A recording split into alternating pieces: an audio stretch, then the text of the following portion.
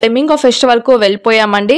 ఎక్కడెక్కడి నుంచో ఈ ఫ్లెమింగో ఫెస్టివల్ కు విచ్చేశారు ఆ పక్షులను చూడడానికి. సో అక్కడ ఏర్పాట్లు కూడా అదే విధంగా చేస్తున్నారండి. సో చాలా మంది అయితే విచ్చేశారు. అలాగే స్కూల్ పిల్లలు కూడా వచ్చారు. ఫ్యామిలీతో సహా ఫ్రెండ్స్ తో సహా ఇక్కడికి విచ్చేసి ఈ ఫ్లెమింగో ఫెస్టివల్ లో పాల్గొనడం జరిగింది. సో అసలు ఈ ఫ్లెమింగో ఫెస్టివల్ ఎలా స్టార్ట్ అయింది, ఎప్పటి నుంచి జరుగుతుంది అనే విషయాలు చూసుకుంటే ఇది వచ్చి ఆంధ్ర అలాగే చెన్నై సరిహద్దుల్లో అయితే ఈ పులికాట్ సరస్సు ఉంటుందండి. దీన్ని నేలపట్టు కూడా అని అంటారు ఈ ప్రాంతాన్ని. ఇక్కడికైతే అక్టోబరు, నవంబరు, డిసెంబర్ నెలల్లో అనేక నదుల్లోంచి వర్షము ఇక్కడ కలవడం జరుగుతూ ఉంటుంది. అలాగే సముద్రపు నీరు కూడా కలవడంతో ఇక్కడ మత్స్య సంపద అనేది ఎక్కువగా దొరుకుతూ ఉంటుందంట. అంటే పక్షుల ఆహారం అయితే ఇక్కడ ఎక్కువగా దొరుకుతూ ఉంటుందని చెప్తున్నారు. అందువల్ల అయితే విదేశాల నుంచి కూడా పక్షులు ఇక్కడకు విచ్చేసి ఆ కాలంలో గుడ్లు పెట్టి మళ్ళీ పిల్లలతో సహా మరి విదేశాలకు వెళ్ళిపోతూ ఉంటాయంట.